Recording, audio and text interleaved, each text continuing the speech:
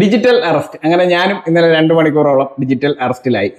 രാവിലെ വന്ന ഒരു ടെലിഫോൺ സംഭാഷണത്തിൽ നിന്നാണ് തുടങ്ങിയത്. നിങ്ങളുടെ ഫോൺ നമ്പർ 2 മണിക്കൂറിനുള്ളിൽ ഡിസ്കണക്ട് ആവും. നിങ്ങൾ എത്രയും പെട്ടെന്ന് ഈ ഒരു നമ്പറിൽ ക്ലിക്ക് ചെയ്യുക, എക്സിക്യൂട്ടീവുമായി സംസാരിക്കുക. സ്വയം കസ്റ്റമർ റെസ്പോണ്ടിങ് ഓഫീസർ എന്ന് പരിചയപ്പെടുത്തിയ ഒരു പൊട്ടൻ ട്രായുടെ എക്സിക്യൂട്ടീവ് എന്നാണ് പറഞ്ഞത്.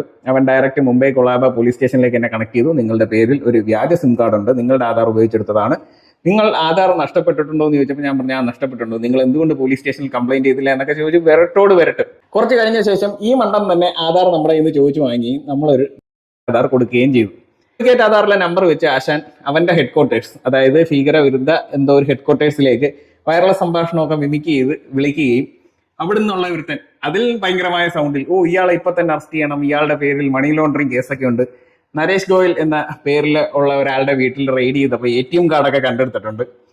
അപ്പം അതിന്റെ CBIയുടെ സീഷർ ലെറ്റർ ഒക്കെയാണ് നമുക്ക് തരുന്നത്. ആ ATM കാർഡിന്റെ ഫോട്ടോ അതിനകത്തുണ്ട്. അതിനകത്ത് നമ്മുടെ പേരൊക്കെ ആ സമയം കൊണ്ട് അവന്മാർ എഡിറ്റ് ചെയ്ത് ചേർത്തു എന്നുള്ളതാണ്. ട്രായുടെ ലെറ്റർ ഹെഡിൽ നമുക്ക് തരുന്നുണ്ട്. അപ്പം ഇങ്ങനെയൊക്കെയാണ് ഇരകളെ അവര് ഭീഷണിപ്പെടുത്തി ഈ ഒരു പ്രൊസീജിയർ കൊണ്ടുവന്നത്. അപ്പൊ ലാസ്റ്റ് എത്രയും പെട്ടെന്ന് ഇയാളെ അറസ്റ്റ് ചെയ്യണം. സബോർഡിനേറ്റ്സ് ഒക്കെ അവിടെ നിന്ന് ബഹളം വെക്കുന്നു. നിങ്ങൾ ഫോൺ ഫുൾ ടൈം ചാർജിൽ ഇട്ടിരിക്കണം, ക്യാമറ ഓഫ് ചെയ്യാൻ പറ്റില്ല, നിങ്ങളിപ്പോൾ അറസ്റ്റിലാണ്, ഞങ്ങൾ അവിടെ എത്തുന്നവരെ നിങ്ങൾ ഇങ്ങനെ ഇരിക്കണം, റൂമിൽ തന്നെ ഇരിക്കണം എന്നൊക്കെ പറഞ്ഞാണ് ഇവന്മാർ വരട്ടുന്നത്. ഒരേ ഷോയാണ്. അപ്പോൾ ഇത് വിശ്വസിച്ച് കാശ് പോകുന്ന നിരവധി പേരുണ്ട്. ഇത് നമുക്കൊരു കോമഡി ആയിട്ട് തോന്നുന്നു എന്നുണ്ടെങ്കിലും നിങ്ങൾ ഡിജിറ്റൽ അറസ്റ്റ് എന്ന് പറഞ്ഞൊന്ന് ഗൂഗിൾ ന്യൂസിൽ സെർച്ച് ചെയ്ത് നോക്കിക്കഴിഞ്ഞാൽ കഴിഞ്ഞ ഒരു 2 ആഴ്ചക്കിടയ്ക്ക് ഏകദേശം 5 കോടി രൂപയാണ് ആൾക്കാർക്ക് നഷ്ടപ്പെട്ടിരിക്കുന്നത്. ഒരു കേണൽ ഉൾപ്പെടെയുള്ള ദമ്പതികൾക്ക് 3.5 കോടി രൂപയാണ് പോയിരിക്കുന്നത്. എൽഡർലി കപ്പിളിനെ അവർ ടാർഗറ്റ് ചെയ്യുന്നുണ്ട് കാര്യമായി.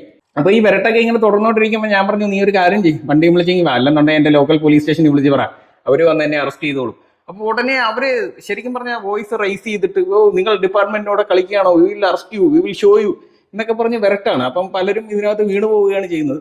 ശരിക്കും പറഞ്ഞാൽ ഈ ഒരു കോൺവെർസേഷൻ ഇത്രത്തോളം കൊണ്ടുപോയത് എങ്ങനെയാണ് ഈ ഒരു പ്രൊസീജിയർ നടക്കുന്നത് എന്നൊന്ന് അറിയാൻ വേണ്ടിയിട്ടാണ്. പക്ഷെ വളരെ വെൽ പ്ലാൻഡ് ആണ്. മിനിറ്റ് വെച്ചിട്ട് അവന്മാർ ഓരോ കാര്യങ്ങളും എഡിറ്റ് ചെയ്ത് ചേർക്കുന്നുണ്ട്. ഇവന്മാരെ പൊട്ടന്മാരാക്കാനായിട്ട് നമ്മളെ അയച്ചു കൊടുത്ത് ഒരു ഡ്യൂപ്ലിക്കേറ്റ് നമ്പറുമാണ് കൊടുത്തത്. അപ്പോൾ അവന്മാരെ സംബന്ധിച്ച് അവന്മാർ ഭൂലോക മണ്ടന്മാരാന്ന് നമുക്ക് മനസ്സിലായി. ഒരു ആധാർ കാർഡ് വേറെ കൊടുത്തിട്ട് പോലും അവന്മാർക്ക് മനസ്സിലാവുന്നില്ല. ഒറിജിനൽ ആധാർ കാർഡ് മനസ്സിലാവാത്ത ടീമാണ് ലക്ഷങ്ങൾ ആൾക്കാരുടെ കയ്യിൽ നിന്ന് പറ്റിച്ചെടുക്കുന്നത്. ഡിജിറ്റൽ അറസ്റ്റ് എന്ന് പറഞ്ഞൊരു സംഭവം നമ്മുടെ രാജ്യത്തില്ല.